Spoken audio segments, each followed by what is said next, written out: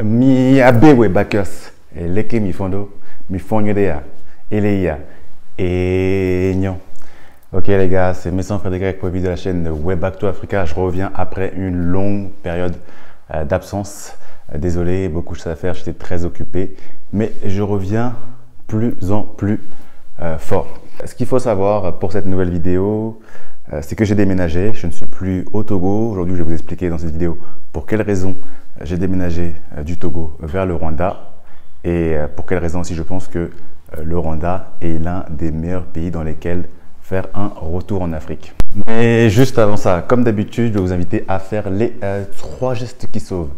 À savoir, et ce sont les gestes dorénavant, ce n'est plus les gestes qui sauvent, mais ce sont les 3 gestes prioritaires. Donc je vais vous inviter à vous abonner à la chaîne Web Back to Africa et activer la cloche si ce n'est pas encore le cas. Et puis 3, aimer la vidéo, c'est très important pour le référencement.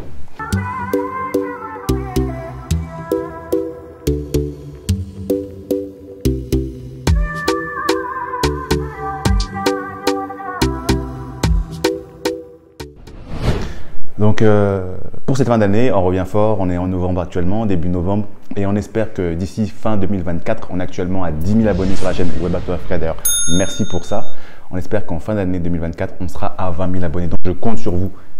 Abonnez-vous, likez la vidéo et rejoignez Web Back to Africa. Rejoignez cette grande aventure. Donc je vais vous expliquer pourquoi moi je suis parti du Togo. Comme vous savez, moi je suis togolais, je suis né au Togo.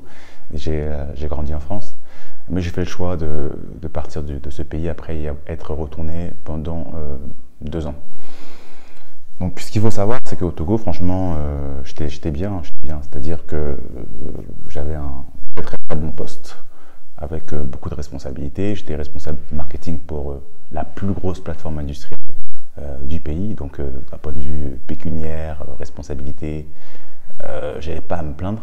Mais au bout d'un moment, j'ai senti que je ne progressais pas forcément dans mon emploi. Et vous savez, même lorsque vous êtes dans de très bonnes conditions, et à ce moment-là, j'étais sur beaucoup de projets aussi. Dès que j'avais un peu de temps libre, je faisais des choses à côté, notamment des projets dont je vais vous parler.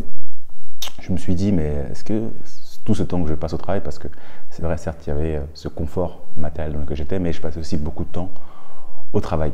Donc je me posais la question, je me disais, mais si jamais je me lance dans l'entrepreneuriat, j'ai toujours eu cette fibre un peu entrepreneuriale, que ce soit Web Back to Africa là actuellement que vous suivez, j'ai toujours un peu cette fibre entrepreneuriale. J'étais sur notamment 2 projets principaux et pour lesquels j'avais décidé d'arrêter de travailler au sein de mon emploi très confortable. Donc je m'étais dit, voilà, si je me lance dans l'entrepreneuriat, c'est sûr que je vais réussir à faire autant d'argent et que je vais être successful parce que je sens qu'il y a quelque chose à faire dans ces domaines-là.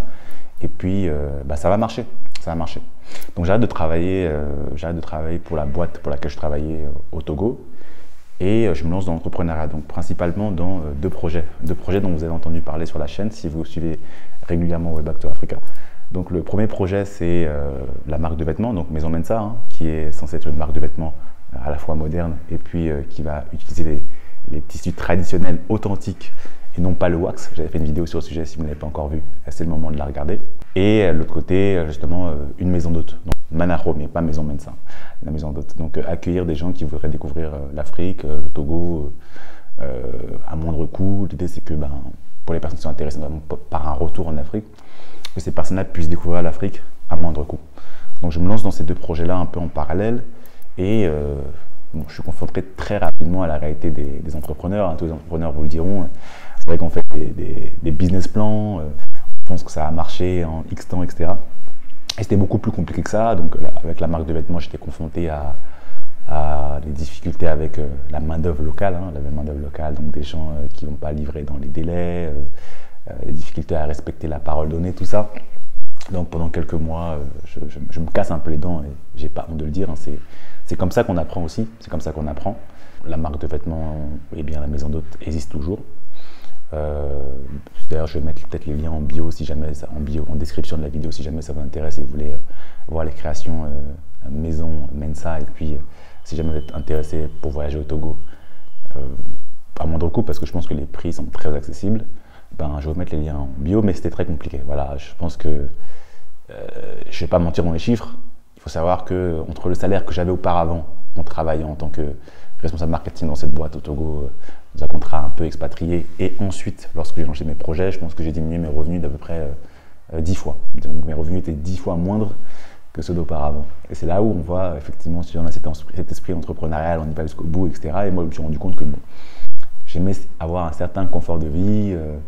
Et voilà, donc il n'y a pas de mal. Et puis, bon, ces difficultés avec la main-d'œuvre locale, toutes ces problématiques, sachant que je reste relativement jeune professionnel, je me suis dit, est-ce que c'est vraiment pertinent de rester au Togo? C'est là donc j'ai commencé à voir un peu les options qui s'offraient à moi. Et il faut savoir que moi, quand j'avais voyagé à peu près dans plus d'une dizaine de pays, vous vous rappelez, en 2022, il y avait 3 pays que j'avais principalement aimés, sans compter le Togo, parce que le Togo, c'est hors catégorie, c'est mon pays, donc il y a cette dimension aussi du cœur qui fait que je ne suis pas tout à fait rationnel sur le Togo, une grosse partie émotionnelle. Donc j'ai fait un top 3 des pays que moi j'aimais. Là, je vais vous le donner sans classement. J'avais mis le Ghana, le Bénin et puis le Rwanda. Je vous expliquerai dans une autre vidéo pourquoi moi ce sont mes 3 pays préférés, notamment pour un retour par rapport à mon profil. Et donc, en fait, pendant que j'étais sur notamment le projet de la maison d'hôte, je me suis vraiment renseigné, je me suis vraiment documenté sur tout le domaine de l'immobilier. Et j'ai commencé vraiment à avoir une appétence pour ce domaine-là. Un domaine très très intéressant, sachant que nous, on a un continent qui est en plein développement, qui est en pleine construction, comme on aime à le dire.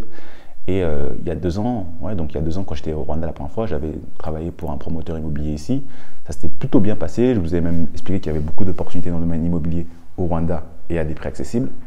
Et donc je m'étais dit, bon, peut-être c'est le moment de changer de pays, de tenter une nouvelle aventure. Et comme on dit souvent, aussi, l'opportunité dicte aussi les choix.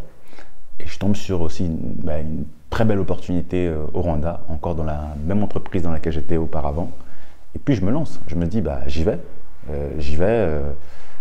Et ce pays, moi, j'ai beaucoup apprécié. Comme je disais, avant de rentrer en Afrique, j'étais à Singapour. À Singapour, je pense que c'est le pays que j'ai le plus préféré dans ma vie, sans compter les pays d'Afrique. Et en fait, le Rwanda me rappelle beaucoup Singapour en termes de propreté, en termes de sécurité, en termes de développement, en termes parfois aussi de mentalité des gens ici.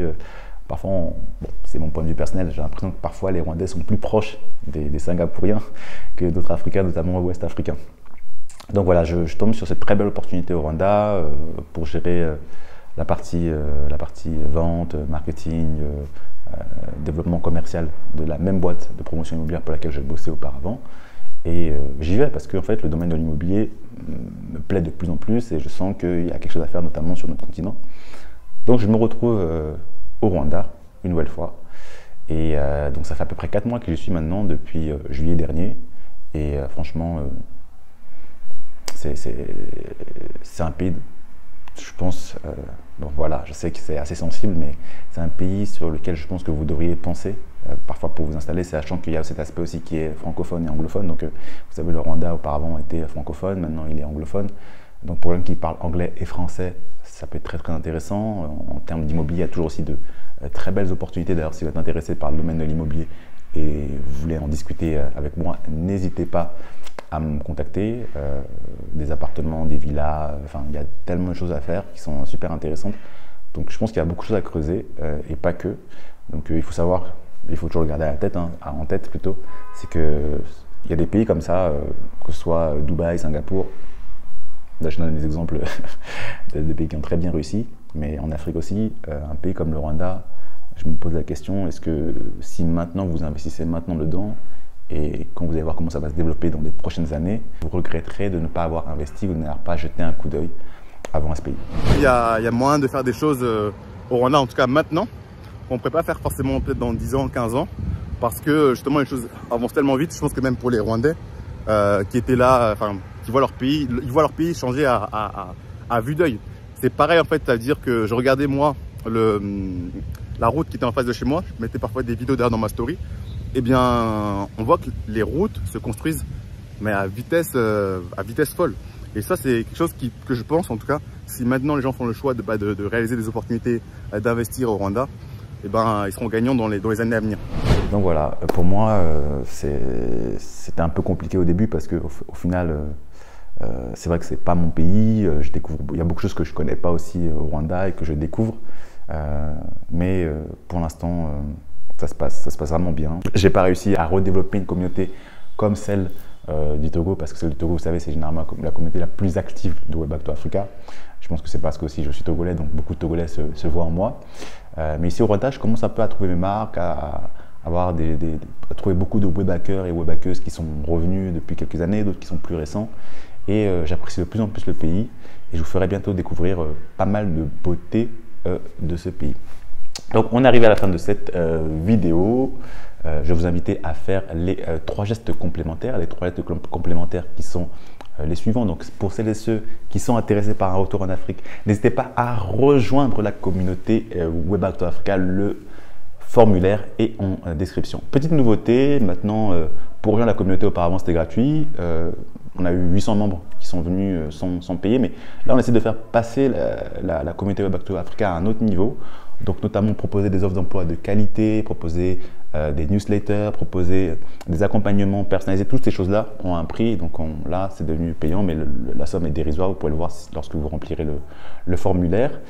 Et puis je vais vous inviter à commenter la vidéo. Commentez la vidéo, dites-moi ce que vous en avez pensé, s'il y a des choses que vous aimeriez voir du Rwanda, qu'est-ce que vous avez pensé de mon choix. Et puis 3, ne soyez pas égoïste, partagez la vidéo autour de vous, si vous l'avez aimé bien sûr. Allez, c'était Messan Frédéric Akpo de la chaîne Way Back to Africa et on se dit à très bientôt pour une prochaine vidéo. Ce sera peut-être la dernière fois que je dis au revoir en Mina, parce que maintenant je suis au Rwanda, donc j'utiliserai des mots de Kenya à Rwanda pour vous saluer, pour vous dire au revoir. Donc, comme on dit auparavant, Eizande.